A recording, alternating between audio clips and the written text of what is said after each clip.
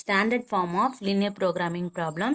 Linear programming ப்ராப்ளத்தில் நம்மளுக்கு problem மேக்ஸிமைஸாகவும் இருக்கலாம், மினிமைஸாகவும் இருக்கலாம். ஆனால் ஸ்டாண்டர்ட் ஃபார்ம்னு கொடுத்துருந்தாங்கன்னா நம்மளுக்கு ப்ராப்ளம் மேக்ஸிமைஸாக தான் இருக்கணும். மேக்ஸிமைஸாக இல்லாமல் மினிமைஸாக இருந்தால் நம்ம மேக்ஸிமைஸாக கன்வெர்ட் பண்ணிவிட்டு அப்புறம் சால்வ் பண்ணணும். இந்த ப்ராப்ளம் நம்மளுக்கு மேக்ஸிமைஸ் இசட் வேல்யூ தான் கொடுத்துருக்காங்க. அதனால மேக்ஸிமைஸ் இசட் வேல்யூ x3 வரைக்கும் அப்படியே எழுதியிருக்கோம். நெக்ஸ்ட்டு சப்ஜெக்ட் 2க்கு அப்புறம் எத்தனை கன்ஸ்டன்ட் இருக்குது? 1, 2, 3 கன்ஸ்டன்ட்ஸ் இருக்குது. அதை ஈக்குவேஷனாக கன்வெர்ட் பண்ணணும். ஈக்குவேஷனாக கன்வெர்ட் பண்ணுறதுக்கு என்ன பண்ணணும்? இந்த வேல்யூஸை ஈக்குவல்ட்டுக்கு சேஞ்ச் பண்ணணும். ரிமைனிங் வேல்யூஸ்லாம் அப்படியே தான் எழுதிருக்கும்.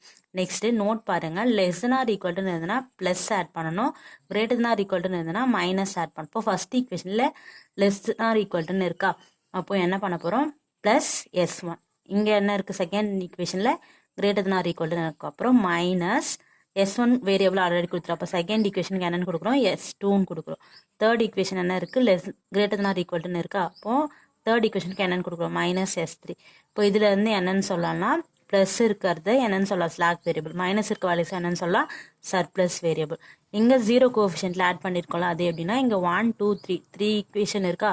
இப்போது 0 கோஎஃபிஷியன்ட்டோட S1, S2 ஆட் பண்ணுறோம். S3 வேரியபிள்ஸ் ஆட் பண்ணுறோம்.